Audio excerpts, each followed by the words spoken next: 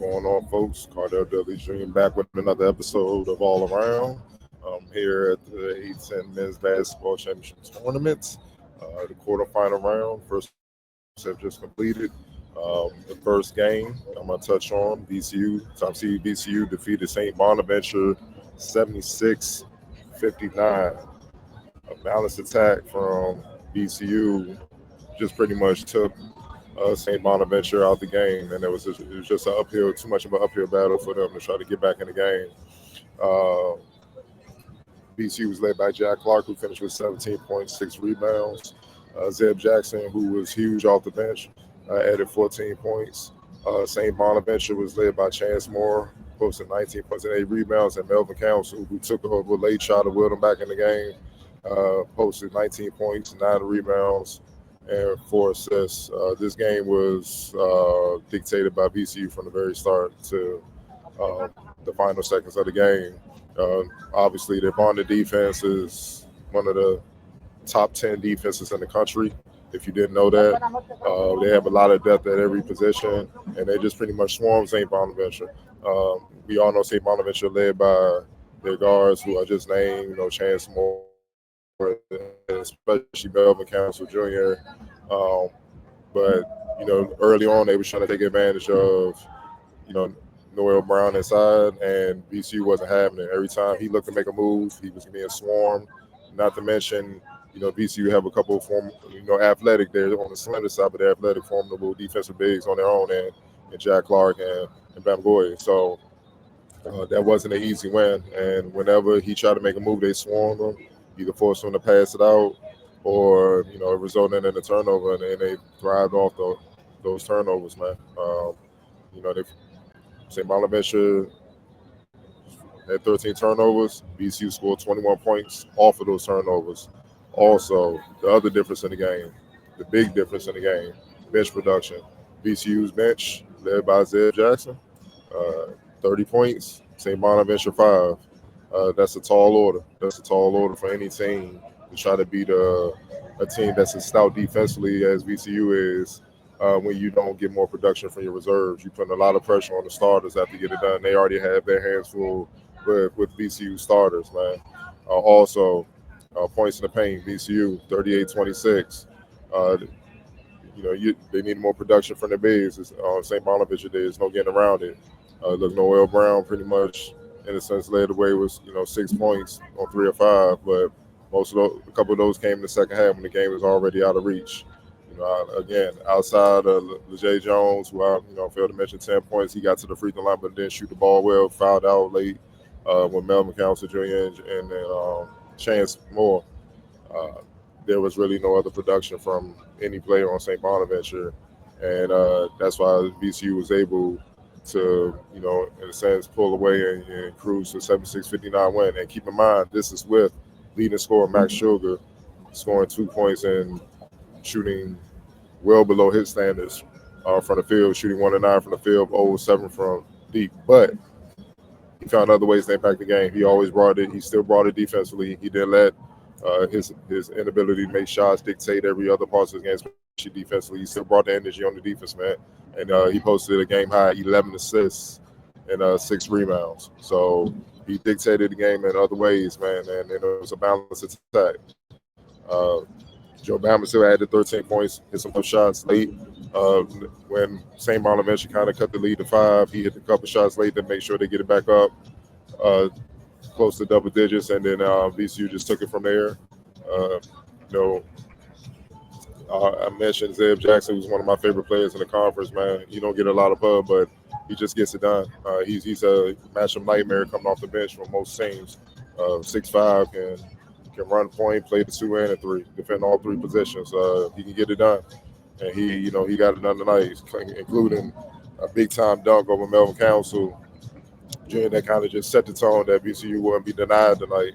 And also Brandon Jennings, he was huge.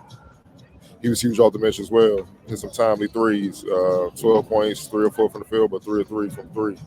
And also added 5 rebounds, man. And up and down the roster, you're going to get big-time defense. No one really slacks in that area.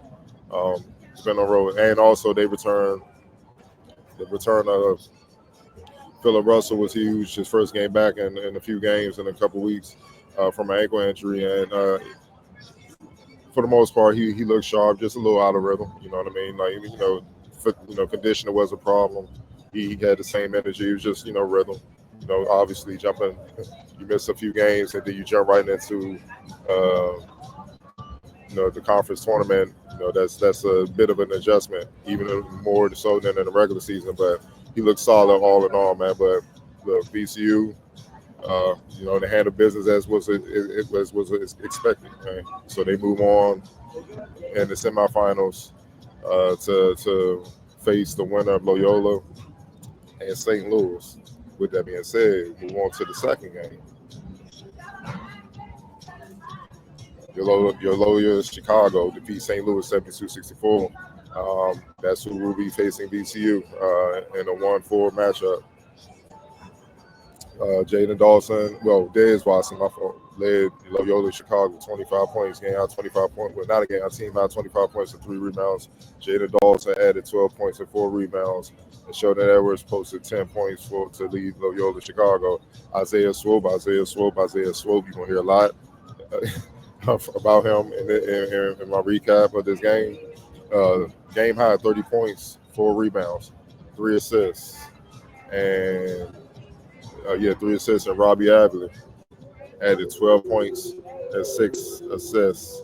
Again, the theme of everything so far, defense. And Loyola brought it to, for the most part, they had some slip ups here and there, but Loyola Chicago brought the defense pretty much throughout the game. They held St. Louis to 43% shooting from the field, 30% from deep. Avila had 3 points for the majority of the game. Then he scored a few points later on. In the game but it just wasn't enough. They needed more production out of him. The points in the paint, 34-24. Loyola. They were more physical. They dominated inside. They made life extremely difficult for Avila. Avila really didn't have any room to roam. He couldn't really get past anyone. And what they didn't do was allow him to have lanes to find other guys to get going. So, the guys like Gibson Jemerson, they couldn't get off. Aya, he found some moments where he got some baskets inside, but he really couldn't get off. And that put McCautry couldn't get off. Warlick couldn't get it. He had 7 points, but he really couldn't elevate and try to overcome what Gibson, the cold scoring from Avila and Gibson, what up. So it put more pressure on Swope to have to score and deliver. And he was up to the task for the most part. When you drop 30, he's up to the task, man. But 11 of 22, 6 of 15 from 3, he did his job. He just didn't have enough help to match the balanced attack from Ramblers, man. Like I said, Dez Watson, 25 points, 7 of 14 from the field, 3 of 5 from deep, 8 of 9 from the line, 3 rebounds, 2 assists. He pretty much canceled out Swope's production. So once you cancel out Swope's production, what's left? And then you have Dawson with 12 points. You have Edwards with 10. But Huensu, 8 points. Deloach, 9 points. Huensu also had 10 rebounds. You just had more of a balanced attack and more guys contributing in many ways to overcome, not even overcome, to just add to what Watson was his performance, man. What he was doing throughout the game, because it really never stopped. He picked his spots. As a team, the Ramblers shot 45% from the field, 35% from deep, 37 rebounds to the St. Louis 30 rebounds. They were just a more hungry, physical team tonight. Neither team really turned the ball over that much. St. Louis did have 10, the Ramblers had 9, but the difference was the Ramblers scored 13 points off of St. Louis, 10 turnovers, and most of those, I would check for you. I believe most of those turnovers, in a sense, came in the first half. Give me 1 second. I will check on that. 6 of the St. Louis 10 turnovers came in the first half. That's how they were able to get out of run. Loyola, Chicago, get out of run and make shots, man. So just an all around, pretty efficient night for Loyola. Uh, Even with them going cold and down the stretch, man, going 1-7 down the stretch, they did enough to hold St. Louis off to win the game, man. So just too many mistakes from St. Louis side, not enough help to go along with Smoke to try to overcome it and beat the 4 seed Loyola Chicago. So with that being said, first matchup of the semifinals tomorrow, Saturday. Top seed VCU versus 4 seed Loyola Chicago. Should be a fun one.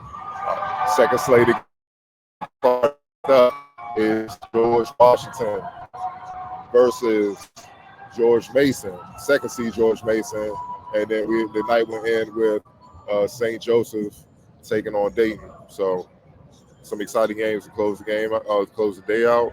I'll be back with more soon. Thank you guys for joining me.